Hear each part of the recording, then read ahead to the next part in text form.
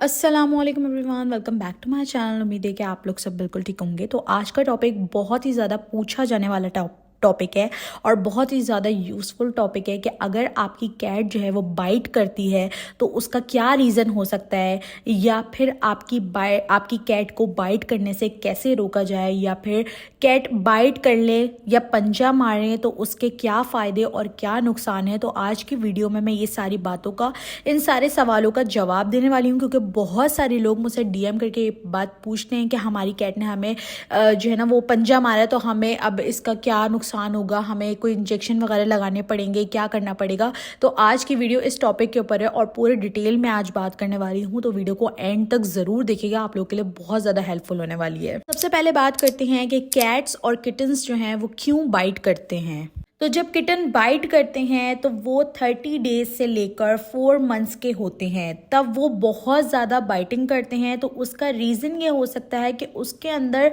बहुत ज़्यादा एनर्जी जो है वो स्टोर हो जाती है, बहुत ज़्यादा एक्टिव होता है, खाता है, खेलता है और जल्दी ही उसके अंदर से एनर्जी जो है वो स्टोर हो जाती है, जो उसे जल्दी से जल्दी जो है एनर्जी को निकालना होता है। और इसमें एक वजह ये भी है कि बजाय आप उसे टॉयज़ दें, आप अपने हाथों के साथ ही खेलना शुरू कर देते हैं, जिसकी वजह से वो आपको बाइटिंग स्टार्ट कर देता है, आपके कपड़ों के साथ या आपकी चीज़ों के साथ खेलना शुरू कर देता है। अच्छा, अब बात करते हैं दूसरे रीज़न की। तो दूसरा रीज़न ये हो सकता है कि जब कैट एडल्ट हो जाती हैं तो उनके बिहेवियर थोड़ा चेंज हो जाता है। ख़ास तौर पर जो मेल कैट होती हैं वो एडल्ट होने के बाद थोड़ा रूडली बिहेव करना स्टार्ट कर देती हैं, और या तो जो न्यूटर्ड कैट होती हैं या फीमेल होती हैं, मेल या फीमेल होती हैं, वो फिर भी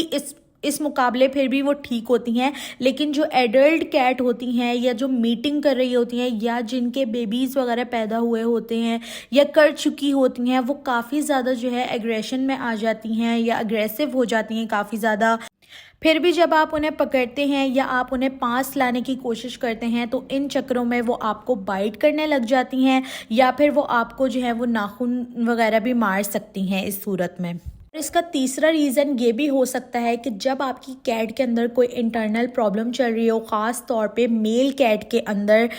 या उसके अंदर कोई प्रॉब्लम चल रही हो और आपको इस चीज़ के बारे में जो है वो पता ना हो, बेशक वो खा पी रहा हो, फिर भी आप अगर उसकी खेल खेल में या उसके पास जाते हुए आप उसकी बॉडी के किसी पार्ट को जो है वो टच कर रहे हो और वो वहाँ पे शाउट कर रहा है, तो इस सूरत में आपको उसे डॉक्टर को दिखाना जो है वो बहुत ज़रूरी हो जाता है। अच्छा, तो अब बात करते हैं अपने नेक्स्ट क्वेश्चन की, क्या आप लोग अपनी कैट को जो है वो बाइट करने से कैसे रोक सकते हो। मैंने आप लोगों को वीडियो के शुरू में ही बताया कि किटन्स के अंदर जो है वो बहुत ज़्यादा एनर्जी स्टोर जाती है, तो आप लोग उसको कुछ टॉयज़ वगैरह दे सकते हो। जैसे यहाँ पे आप देख सकते हो कि मैंने अपनी कैट्स को यहाँ पे टॉयज़ दिए हुए, इस तरह के आप टॉयज़ दे सकते हो, जैसे कि बॉल वगैरह हो गई, या फिर दूसरे जो हैंगर वाले टॉयज़ आते हैं वो दे सकते हो, या इस तरीके के बॉक्सेस वगैरह आप अपनी कैट को दे सकते हो। यहाँ पे मैंने स्क्रीन पे पिक्चर भी मेंशन कर दिया, आप ये टॉय भी अपनी कैट्स के लिए ले सकते हो। ये बहुत ज़्यादा अट्रैक्टिव होते हैं, कैट्स जो है इनके साथ बहुत ज़्यादा खेलना पसंद करती हैं। इस तरह के टॉयज़ जो होते हैं वो हर जो है ऑनलाइन स्टोर वगैरह जो है वहाँ से आपको मिल जाएगा, और पेट स्टोर वगैरह से भी आपको जो है ना आराम से ईजिली मिल जाएगा। अगर आप अपनी कैट को बाइट करने से रोकना चाहते हो एक किटन को, तो आप उसको ज़्यादा से ज़्यादा जो है वो टॉयज़ का इस्तेमाल करो, अपने हैंड का इस्तेमाल कम करो। अच्छा, अब मैं आप लोगों को कुछ टिप्स वगैरह बताती हूँ जो कि आप लोगों को जिन चीज़ों से अवॉइड करना है। कि जो कैट्स या किटन के जो ऊपर साइड का हिस्सा होता है ना, यानी कि जो उनकी टेल वगैरह होती है, वो अक्सर हम ऐसा करते हैं कि उनकी टेल पकड़ के खींच लेते हैं, तो उससे वो बहुत ज़्यादा जो है ना इरिटेट हो जाती हैं और फिर आगे से वो बाइट करने लगती हैं। यानी कि वो अपने डिफेंस के लिए करती हैं, ये अपने सेल्फ डिफेंस के लिए इस तरीके से करती हैं। और या तो उनके जो है वो नीचे का जो हिस्सा होता है, उनके पेट के साइड का जो हिस्सा होता है, वहाँ पे अगर उनके कोई हाथ लगाए तो वहाँ से वो इरिटेट होने लग जाती हैं। या उनकी टेल के ऊपर का यानी कि जो बैक का हिस्सा होता है, वो उस पे जो है ना हाथ लगाना बिल्कुल भी पसंद नहीं करती। तो आप लोग इन सारी चीज़ों को अवॉइड किया करें कि आप उनके नीचे वाले हिस्से पे या फिर ऊपर वाला जो हिस्सा होता है या फिर उनकी टेल वगैरह जो है उसको ना ही पकड़ा करें। इन सारी जगहों पे, इन सारी जो एरियाज़ मैंने आप लोगों को नोट करवाए हैं, उनके ऊपर हाथ लगाने से थोड़ा सा अवॉइड किया करें।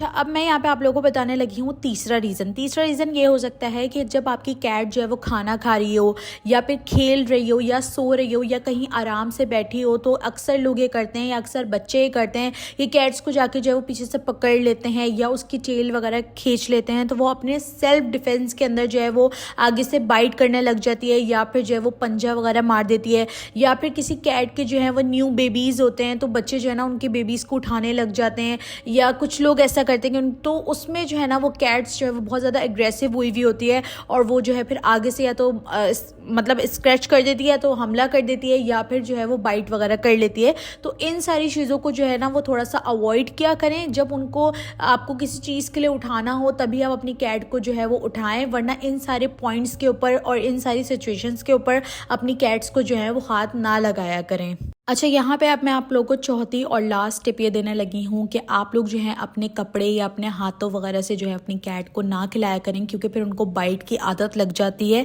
और फिर वो जब बड़े भी हो जाते हैं तब भी फिर वो बाइट वगैरह जो है वो करते रहते हैं। तो जो मैंने आपको थोड़ी बहुत बातें बताई हैं उनको अवॉइड करें और ज़्यादा से ज़्यादा अपनी कैट्स के लिए टॉयज़ वगैरह रखें, उनके साथ खेलें बनस्बत इसके कि आप अपने हाथों का इस्तेमाल करें या फिर जो है आप जो है वो अपने कपड़ों का या अपनी पर्सनल किसी चीज़ का इस्तेमाल करें और उनके साथ उनको खिलाएं। क्योंकि फिर 4-5 महीने के बाद जब ये जो है ना अडल्ट हो जाएंगे, जब ये बड़े हो जाएंगे, तब भी ये आपको जो है वो बाइट करते रहेंगे और इनको इस चीज़ की जो है वो आदत पड़ जाएगी। तो कोशिश किया करें इन सारी चीज़ों को अवॉइड करें ताकि आप लोग अपनी कैट या किटन को जो है वो बाइट करने से जो है वो रोक सकें ईजीली। यहाँ पे अब हम बात करेंगे अपने लास्ट क्वेश्चन की कि अगर कैट या किटन जो है वो बाइट करे तो आपको इससे कोई प्रॉब्लम हो सकती है, कोई आप लोगों के लिए यह हार्मफुल है, डेंजरस है या नहीं। यहाँ पे मैं आप लोगों को वो सारी चीज़ें बताने लगी हूँ जो कि मैंने खुद डॉक्टर से पूछी थी और उन्होंने मुझे बताया था कि जो इनडोर कैट्स होती हैं उनके अंदर ये प्रॉब्लम्स नहीं पाई जाती हैं। जो आउटडोर होती हैं, जो स्ट्रे कैट्स होती हैं, वो जब आपको बाइट वगैरह करती हैं तो फिर हाँ आप लोगों को प्रॉब्लम हो सकती है। अदरवाइज़ जो इनडोर कैट्स होती हैं उनसे आपको कोई प्रॉब्लम नहीं हो सकती। हाँ, बस ये है कि उनका जो रेबीज़ का जो इंजेक्शन होता है वो आप उनको लाजमी लगवा दिया करें, तो उससे फिर अगर आपकी कैट जो है वो आपको बाइट करती है या आपके ऊपर जो है ना वो उसके नाखून वगैरह भी लग जाते हैं या आपके ब्लड भी आ